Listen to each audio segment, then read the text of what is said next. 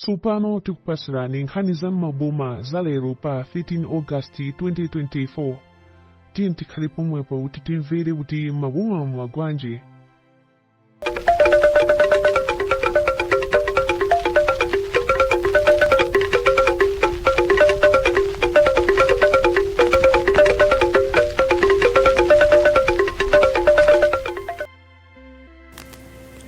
Mkulu wina yemwe amadzitama ndi kusokoneza mabanja aeni kwa mfumu Dunga mboma la Kasungu waona polekera mwini mkazi yemwe amazemberana naye atamukuntha kolapitsa. Mozi kamba kuti mbuyomu wakhala kupanga zibwenzi ndi mphungu zina m'mudzi momwemo. Tsono pano mwamuna wa mayiyo atamva kuti mkazi wake akuyenda ndi mkulu wodzitamayo analusa kwambiri, ndipo anamupitira ku nyumba kwake kukamufunsa nkhani. Kumeneko analephera kumvana chichewa moti posakhalitsa ndewu ya mtima bina buka. Mwamwayi wachitetezo wina amadutsa pa nyumbapo, ndipo atawaona anathamanga kukawalanditsa. Kenaka anawatengera awiri ku la mfumu komwe anayitanitsanso mayi wachimasomasoyo. Atamufunsa mkulu wodzitamayo za nkhaniyi, anakana kuti sakudziwapo kalikonse, pomwe ananamiza bwalolo ndi kulitsimikizira kuti ati sanayankhulepo naye mkazi wanzakeyo ngakhale tsiku limodzi. Koma bwalolo litamupanikiza ndi mafunso anavomera, pomwenso analapa pamaso pa anthu onse kuti wakhala kusokoneza mabanja ochuluka, ndipo anapepesa kwa mwamuna nzakeyo kuti amukhululukire sadzayambiranso kuyenda ndi mkaziyo ngakhalenso kusokoneza mabanja ena m'mudzimo. Pakadali pano nkhaniyi yafala madera ambiri, pomwe ena akuyikira umboni kuti mkuluyo analidwa chisokonezo. Banja lina kwa mfumu Mabuka mboma la Mulanje ladabwitsa anthu. Litasiya maliro nyumba nkumapita ku Mozambiki komwe linapeza malo olima.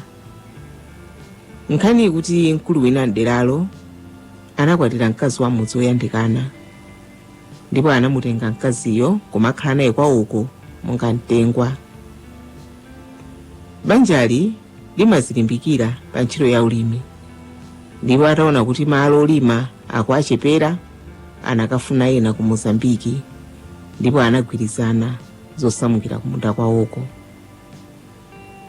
Koma akukonzekera ulendowo, gogo apa mudzipo anayamba kudwala, ndipo patapita masiku anamwalira.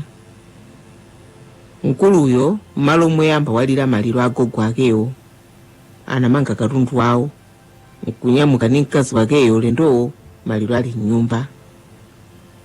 Izi zinayimitsa mitumiko yogona, ndipo anthu ambiri omwe amva nkhaniyi atakukayikira banjalo kuti mwina ndikudziwapo kanthu pa imfa ya gogoyo. Mukumvera nkhani za mabomazi kuchokera kuno ku MBC Radio 1. Mkulu wina kwa mfumu Nazombe mboma la Phalombe wataya mwayi wa ntchito chifukwa cha thumba limodzi la nandolo. Nkhani kuti mderalo muli chikhwaya china chomwe chimagula ndi kugulitsa mbewu zosiyanasiyana phatikizapo chimanga ndi nandolo.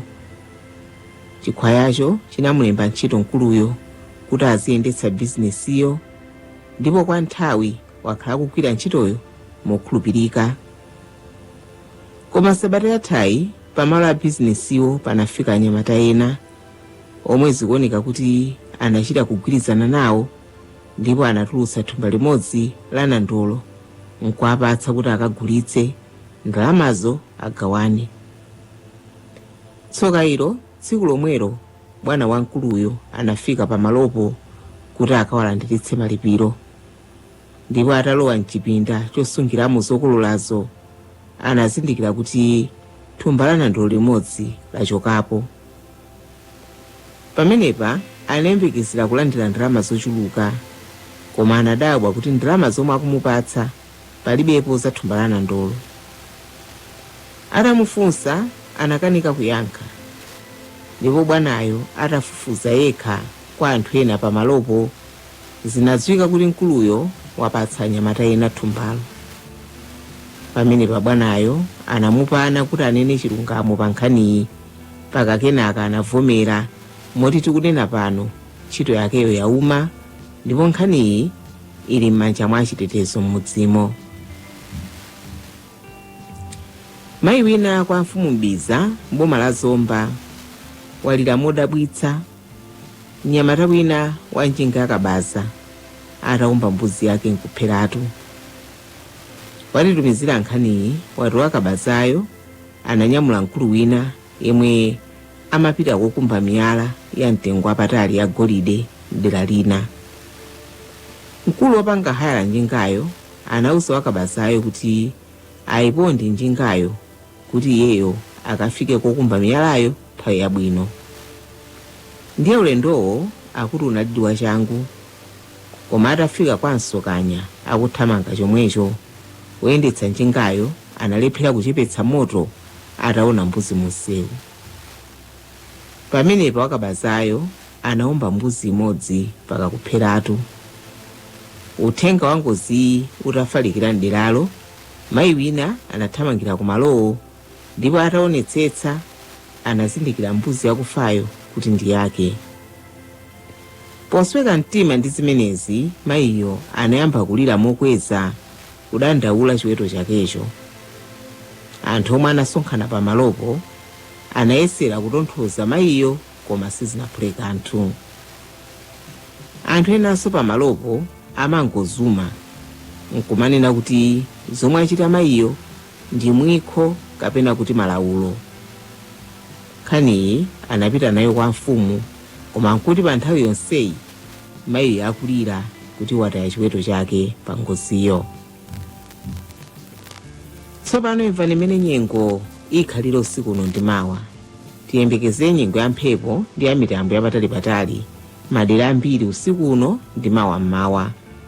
Mawa masana kudzakhala kwa mitambo yapatali komanso kudzatentha kwambiri madera ambiri.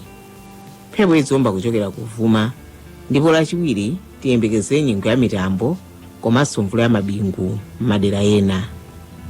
Pomaliza nkhani za mabomazi, imvaninso mitu yake. Izo zinali nkhani za maboma za Lero pa 13 August 2024 kufikira mawa, makoma anonse zikoma.